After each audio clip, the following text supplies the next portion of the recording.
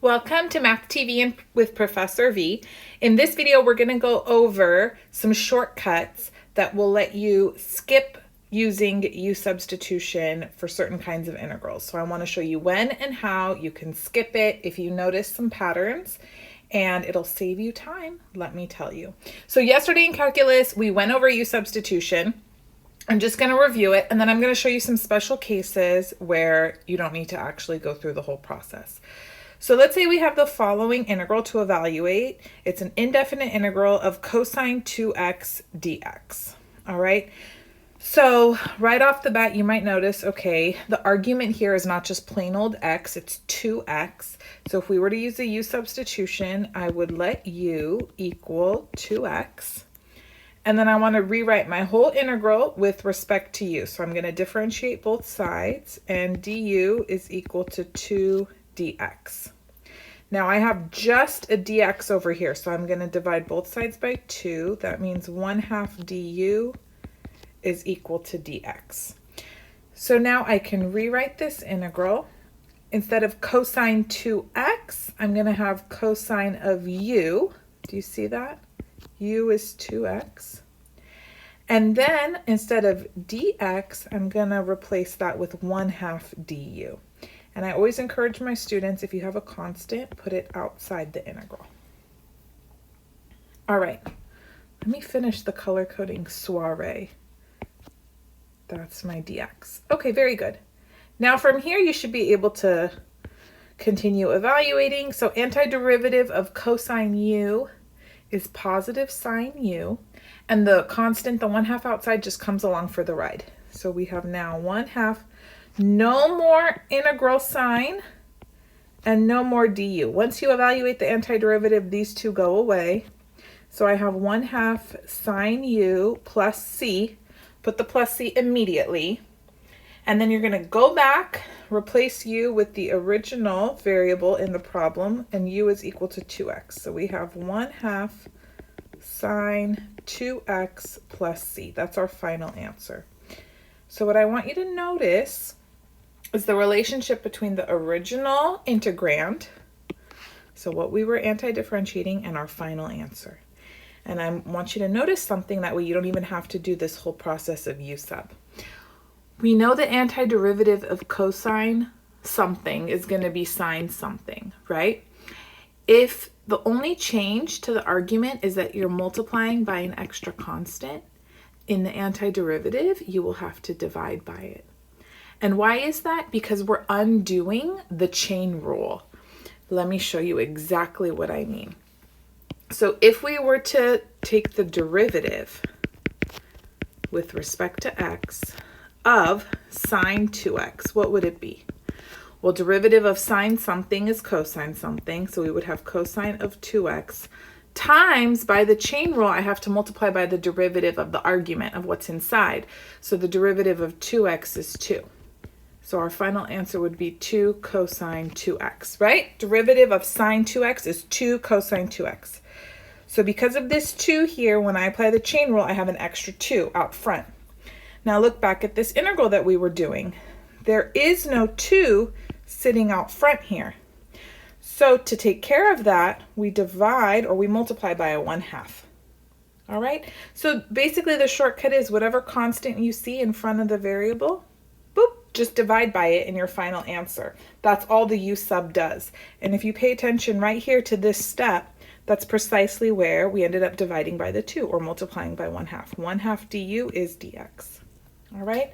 So let's see if you get the hang of that pattern. None of my teachers spelled it out for me like this. It was just after doing a bunch of integrals and u-subs, I noticed it. And then I was like, is this okay? Can I skip this step? Absolutely. Because especially if you're in calculus 2, once you learn more integration techniques, like integration by parts or trig sub or this and that, you don't want to waste time doing u-sub. And also it's nice to save the variable u when you need to do by parts and not have already used it up for a simple little baby u-sub like this. You'll see what I mean in a minute. Okay, so just to practice the pattern, let's see if you guys got it. So say we had antiderivative of cosine 5x dx. So look at the difference between The first one we did, there's too many colors, huh? Now it's looking like mayhem, sheer mayhem. Okay, we had cosine 2x dx. Antiderivative was 1/2 sine 2x plus c. So if we have a 5x instead, what do you think the antiderivative will be? Yes, we're going to have a 1/5 in the front, sine 5x plus c. You can go through the U-sub process if you want to confirm. Okay, what about antiderivative of secant squared 3x dx? Let's think backwards. Antiderivative of secant squared is tangent, but because of this 3, I'm going to need to divide by 3. So we would have 1/3 tangent, keep the argument the same, 3x plus c. If you're ever nervous, you can check, right? Shortcuts are not meant to confuse you or make you mess up. So if you're not comfortable, don't do it just yet. There will come a point where it'll feel very natural.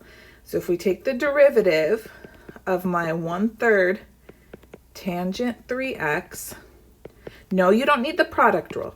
If you just have a constant and then a function, the constant comes along for the ride. Derivative of tangent something is secant squared something. And then I have to do the chain rule, multiply by the derivative of 3x, which is 3.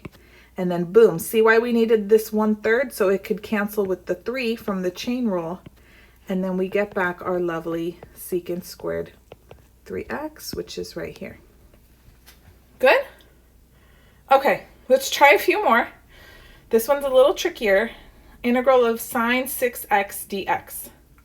So whose derivative do you take to get positive sine something? It would be negative cosine something, right? So I'm going to have a negative 1/6 cosine 6x plus c. Ooh, very good. Let's try a few more. We don't have to only do trig functions. What about integral of e to the 3x dx? Take a guess. 1/3 e to the 3x plus c. If you're nervous, you could still do a U-sub. You would let u equal 3x. du would be 3 dx. 1/3 du is dx. And then you'd have 1/3 integral e to the u du, which is 1/3 e to the u plus c, which is 1/3 e to the 3x plus c, which I got. Okay, here's another one. Integral of e to the x plus 1 dx. What do you think? Now in this case, I don't have a coefficient on x, I'm adding a constant. How would that change things? Well, let's just do a U-sub and see, and then maybe we can establish a rule. Let's go ahead, let's let u equal x plus 1. Then du would be what? Just dx, right? Oh, so then we have integral e to the u du. That one we know. This is just e to the u plus c. So this is e to the x plus 1 plus c. So what happened? Really not much, because here's x plus 1. It stayed together. I didn't have any extra constants because du is equal to dx. So basically just treat this argument all together, one little family, and integrate as usual. No extra constants needed because there's no coefficient in front of x. It's just a 1. All right, I think we can apply this now to some other examples and save some time, not do the U-sub. What would the antiderivative of e to the x plus 5 be? Very good, e to the x plus 5 plus c. Try the U-sub if you want. You don't need to. You can do this with trig functions, cosine of x plus 3 dx. If you want to let u equal x plus 3, go for it. But then du would just be dx, so you're not really doing a whole lot. Antiderivative is going to be sine, put parentheses around the x plus 3, plus c. That's it. Nice, huh? Here's a spicier one, but I love it. square root of x minus 5 dx. If you want to remind yourself, this is integral x minus 5 to the 1/2 power dx. Okay, we take our exponent when we integrate, add 1, divide by the new exponent, and I'm just going to keep this little x minus 5 together. So x minus 5, the new exponent is going to be 3/2. Dividing by the new exponent is the same as multiplying by the reciprocal plus c. That's it. Did that one make you nervous? We can always check. Okay, no need to get them wrong. So say from here, we let u equal x minus 5. What's du? It's just dx. So then you have integral u to the 1/2 du. So that's going to be u to the 3/2 with the 2/3 in front plus c. Yep, that's 2/3 x minus 5 to the 3/2 plus c. Checks out. Okay, now what if we combine the two shortcuts that we have? Take a guess. Nothing bad's going to happen if you guess wrong. Antiderivative of cosine 2x plus 1 dx. So two things are going on. I have a coefficient in front of the variable. So think what we did when we just had cosine 2x. And then I also have a plus 1, so adding a constant. So because of the 2 in front of the x, we should have a 1/2 in the front, sine, and then nothing else changes. 2x plus 1 plus c. Was that too aggressive? Okay, let's check. So let u equal 2x plus 1. Du would be 2 dx. So 1/2 du is dx, right?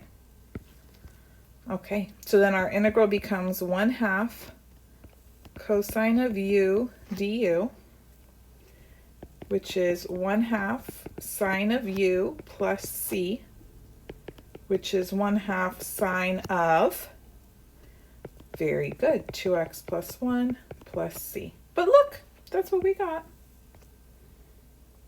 Okay. Maybe this is the first time your math teacher has encouraged you to take some shortcuts, huh? And skip steps, but it's totally fine. Okay, here we go. Let's try another one. E to the 5x minus 8 dx. Just take a guess. We've got a coefficient on x and then subtracting a constant. So it's going to be 1/5 e to the 5x minus 8. Oh my God, what am I writing? Plus c. That's it. Let's check. If u was 5x minus 8, du would be 5 dx. So 1/5 du is dx, right? So then we would have 1/5 e to the u du, 1/5 e to the u plus c, 1/5 e to the 5x minus 8 plus c. Yep. And I'm doing this with all indefinite integrals, but you could do it with definite integrals as well. And actually, I love doing it with definite integrals because it saves you from having to change the limits of integration since you're not even ever doing the U-sub. Do you know what I mean? Now, all of the examples I showed you, the variables were just to the first power, and they had a coefficient in the front and maybe another constant added or subtracted.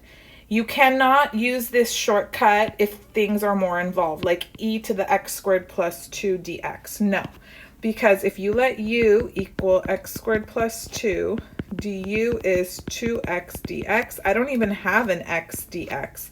So this shortcut does not apply for more complicated scenarios. Basically, the only change to the argument, it has to still be linear. It has to still be to the first power. It can have a coefficient in the front and have some constant added or subtracted, but nothing else more involved, okay? And then as you get better, you might be able to apply the shortcut in other scenarios, okay? Like if you have 2x over x squared plus 5 dx, okay? Maybe at this point you would need to do a u-sub. You would say, oh, u is x squared plus 5. And then du is, 2x dx right here. And then you would have, this is 1 over u du. So ln absolute value of u plus c. So ln absolute value x squared plus 5 plus c. And then actually you could just change that to parentheses. Now, I'm going to just say something. Once my students are near the end of Calc 2, or even in the middle, and they get really comfortable, they'll go straight from here to here. Because they can start imagining this step right here in their head, and boop, they just jump there.